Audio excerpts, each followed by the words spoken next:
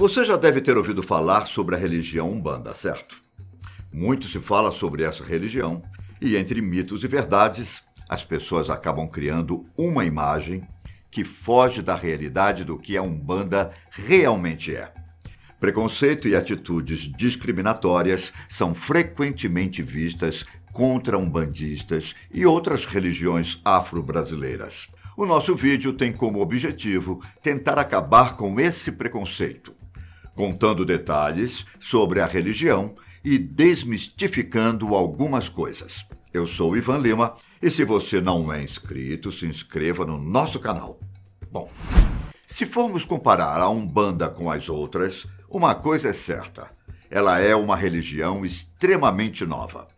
Com pouco mais de 100 anos de existência, a Umbanda é tipicamente brasileira e nasceu na virada do século XIX para o XX. Assim como outras religiões semelhantes, a Umbanda tem forte embasamento no kardecismo, que estuda os ensinamentos de Allan Kardec.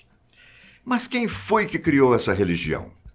A gente sabe muito bem como surgiu a religião católica, a protestante, mas eu aposto que na escola nunca te ensinaram nada sobre a Umbanda. Então vamos lá. Segundo as nossas pesquisas, feitas na internet, tudo começou no final do ano 1908, no Rio de Janeiro, quando um rapaz chamado Zélio Fernandino de Moraes estava se preparando para ingressar na Marinha.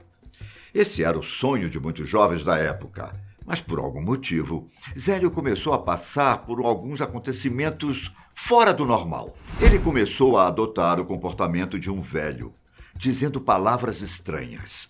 Sua família, preocupada com o que estava acontecendo, resolveu levar Zélio para o médico. Também assustado com a situação, o médico aconselhou a família a levá-lo em um padre, pois o que estava acontecendo com ele parecia ser coisa do mundo sobrenatural. E de fato era. Só que, em vez de levá-lo a um padre católico, a família achou melhor levá-lo a um centro espírita.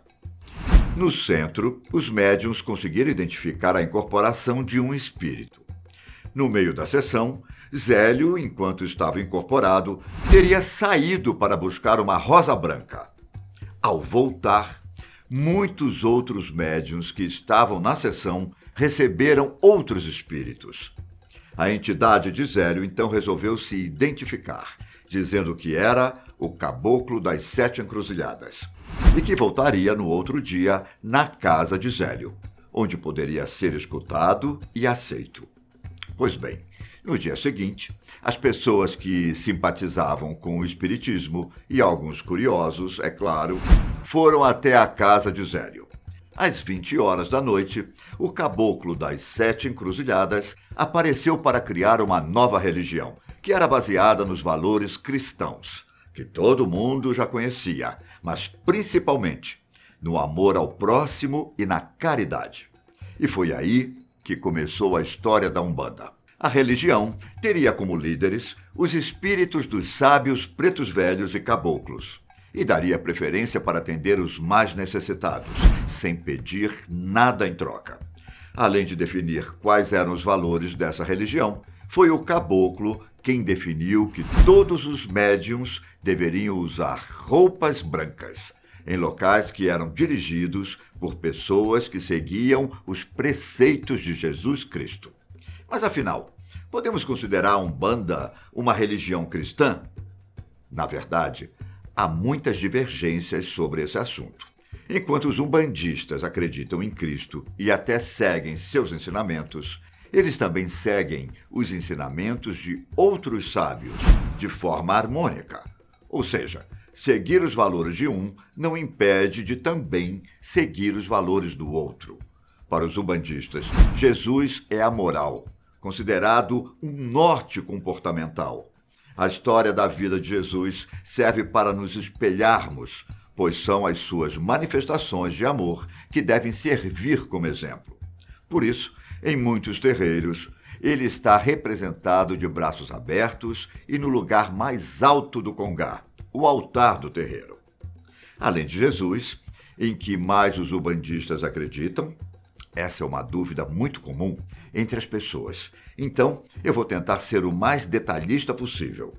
Para começar, Umbanda é uma religião monoteísta, ou seja, eles acreditam que existe apenas um Deus que é chamado de nomes diferentes nos terreiros. Em alguns casos, ele é chamado de Olorum, em outros Tupã, Zambi e até Olodumare. Mas, independentemente do nome, Deus é apenas um, o que criou todo o universo, que deu origem a tudo e a todos, e está presente em todo lugar. Aí vem os orixás, que, de uma maneira muito simplificada, são as virtudes do Criador, individualizadas e manifestadas por meio dessas divindades. Para deixar mais claro, se formos fazer uma comparação com o catolicismo, é como se os orixás fossem os santos. Deu para entender melhor agora? Então, alguns dos orixás encontrados na Umbanda são Oxalá, Xangô, Iemanjá, Ogum, Oxóssi, Oxum, Iansã, Omolu e Nanã. Além dos orixás, outras entidades também se manifestam nos cultos. Os caboclos, por exemplo, geralmente são espíritos de índios que têm como objetivo ajudar pessoas com problemas de saúde. Os chamados pretos velhos são pessoas que foram trazidas da África para serem escravas no Brasil. Apesar de terem sofrido muito quando estavam vivas, essas entidades são consideradas espíritos evoluídos, que dão bons conselhos para quem também procura evolução. Já os baianos são pessoas que viveram na Bahia, mas que optaram por serem guias e ajudar quem precisa, tendo foco no emprego, saúde e força moral. Os herês são espíritos de criança, que estão sempre rindo e brincando. Essas entidades têm fama de consolar os aflitos, pais, mães, e às vezes acabam cometendo uma travessura ou outra. Ainda temos Exus e Pombagiras, que são mensageiros dos orixás. Vale destacar que Exu é o masculino e Pombagira o feminino. E é aqui que existe um grande equívoco sobre esses dois nomes. Existe um mito de que tanto Exu quanto Pombagira estejam relacionados com o demônio. Porém, é esse tipo de boato que faz muitas pessoas terem preconceito contra a religião Umbanda. Na verdade, Exus e Pombagiras nada mais são do que espíritos que já vivenciaram diversas encarnações, mas que se encontram em um estado evolucionário superior, que as permite ajudar a quem recorrer a elas. É importante deixar claro que a Umbanda tem algumas diferenças de acordo com a localidade. Então, as nossas informações não são uma verdade absoluta. Quanto aos rituais, esses são tão interessantes quanto fascinantes. Os locais para fazer os cultos são chamados de casa ou terreiro. Mas também são feitas celebrações ao ar livre, geralmente junto à natureza, como em cachoeiras ou praias. Os rituais são liderados por um pai ou mãe de santo, que também tem o dever de ensinar a doutrina Umbanda para seus discípulos.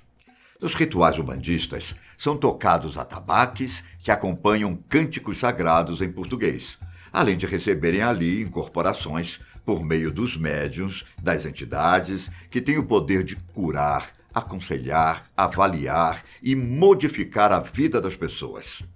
Uma das práticas mais comuns, que também é muito vista nos centros espíritas, é a sessão de passe.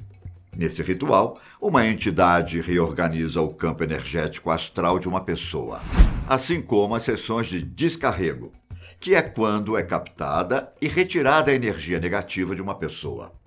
Mas, e quanto aos ensinamentos? O que é que os umbandistas seguem? As outras religiões costumam ter um livro sagrado como guia, como é o caso da Bíblia. Os umbandistas não seguem uma escrita sagrada em específico. Para ser mais claro, eles têm a liberdade de estudar os livros sagrados de todas as culturas. Eles consideram que o sagrado, na verdade, é a criação, a natureza, os animais, as matas, as pedras e as pessoas. Isso é o sagrado. Tudo que é obra de Deus, tudo que é obra do Criador. Para eles, o convívio e o respeito com a criação nos ensinam os nossos princípios, e isso não precisa de uma cartilha para dizer como fazer. Podemos afirmar que a Umbanda é uma religião livre, baseada na caridade e no amor ao próximo. E assim como não existe um livro para seguir, também não existem dogmas, ou seja, regras para serem seguidas. Como eu acabei de citar, a Umbanda é uma religião livre, tanto que, em cada terreiro, é desenvolvido um trabalho espiritual subjetivo com suas próprias particularidades. Isso faz com que cada terreiro proporcione uma experiência única. É claro que pode sim existir um padrão em cada região, mas elas se diferenciam por pequenos detalhes. O fato deles não possuírem dogmas faz muitas pessoas pensarem que a religião Umbanda não tem fundamentos e nem princípios. Na verdade, o que orienta as pessoas são regras básicas de bom senso, respeito ao próximo, cuidado com nós mesmos, em síntese, praticamente os princípios de amor em todas as atitudes e condutas. E por fim, eu preciso esclarecer um fato que deixa muita gente confusa. Umbanda não é a mesma coisa que Candomblé.